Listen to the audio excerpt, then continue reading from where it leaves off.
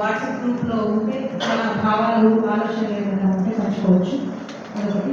ఇప్పుడు ఈ రంజాన్ సందర్భంగా మీరు చెప్పడం జరిగింది ఆల్రెడీ ఈవినింగ్ ప్రేయర్స్ టైంలో అట్లాంటివి వద్దు అది నేను పేపర్ మీద ఎక్కడ ఇవ్వాలి కానీ అది చెప్పడం జరుగుతుంది.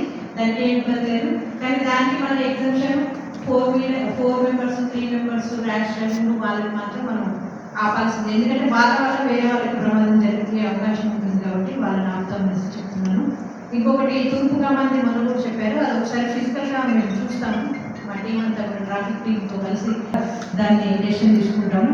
మీకు ప్రేయర్ టైంలో కావచ్చు, మనకు హోలీ అండ్ ఉగాది టైంలో కావచ్చు, ఎక్కడ ఎవరికి కూడా ఎలాంటి ఇబ్బంది లేకుండా పోలీస్ సైడ్ నుంచి పెట్రోలింగ్ కావచ్చు, పికెట్స్ కావచ్చు, అన్ని చోట్ల కూడా మేము ప్లాన్ చేసుకొని మీరు కంఫర్టబుల్గా మీ పండుగ జరుపుకునేలాగా మేము మాట ఇస్తున్నాము. నెక్స్ట్ ఫుడ్ వెండర్స్ వాళ్ళకైతే పని మనం వేయము, అది మున్సిపల్ వాళ్ళు ఇస్తారు. మనం ఆల్రెడీ 2 వీలర్ వేస్తారు, రోడ్ వేయడం అది కాదు వాళ్ళు టేక్ చేస్తారు. ఆటోస్ ప్రతి ఆటోలో ఎవరు ఇవ్వడం జరిగింది.